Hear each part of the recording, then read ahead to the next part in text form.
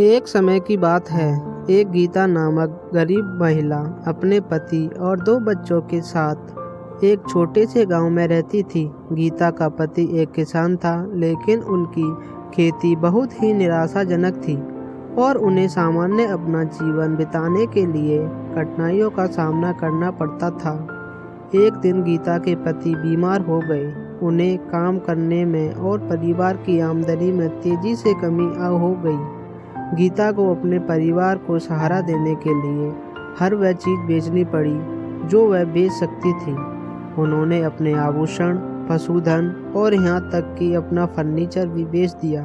एक दिन गीता जंगल में भटक रही थी, तब उसे एक बुद्धिमान बूढ़ी महिला मिली। उसी बूढ़ी महिला ने पहचाना कि गीता परेशान थी और उसने उससे पूछा कि क्या समस्या है। गीता ने बूढ़ी महिला को अपने पति की बीमारी और परिवार का समर्थन करने के लिए कैसे संघर्ष कर रही है, इसके बारे में बताया। बूढ़ी महिला ने धैर्य से सुना और फिर उसने कहा, गीता, मैं देख सकती हूँ कि तुम एक मजबूत और दृढ़ निश्चित महिला हो।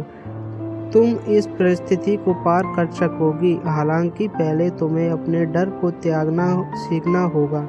ऐसा कहते हुए गीता को समझ नहीं आया कि बूढ़ी औरत का अर्थ क्या था, लेकिन उसने उसकी सलाह के लिए आभार व्यक्त किया और उसने अपना मार्ग जारी रखा। जब गीता अपने घर पहुंची तो उसने बूढ़ी औरत के विचारों पर विचार किया।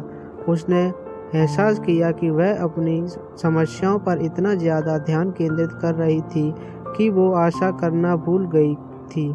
उसने निर्णय किया कि वह अपने भय पर परित्याग करने और सकारात्मक दृष्टिकोण पर ध्यान केंद्रित करने का संकल्प करेगी। गीता ने एक सूची तैयार की उन सभी चीज़ों की जिनके लिए उसके पास ज़रूरत थी। वह अपने स्वास्थ्य, परिवार और चारों ओर के सुंदरता के लिए कृतज्ञ थी। उसने योग और ध्यान अभ्यास शुरू किया, जिससे उसे अपने मानसिक स्वास्थ्य को सुधारने में मदद मिली। इससे उसके परिवार स्पष्ट करने लगा, वर्तमान लक्ष्य में केंद्रित करने के में सहारा प्रदान किया। समय के साथ गीता ने अपने दृष्टिकोण परिवार को देखा। वह अब अधिक आशावादी उत्साहित है की शुरुआत करने का निर्णय लिया और साथ ही उसने स्थानीय समुदाय केंद्र में योग कक्षाएं भी संचालित करने का निर्णय किया। गीता के पति का स्वास्थ्य सुधरा और परिवार अपनी कठिनाइयों को पार करके पुनः स्थायी स्थितियों पर लौट लग गया।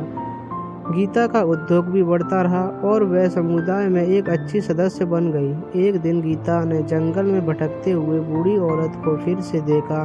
बूढ़ी औरत ने मुस्कुराते हुए कहा, मुझे ऐसा लगता है कि तुमने अब अपने भय को पार करना सीख लिया है।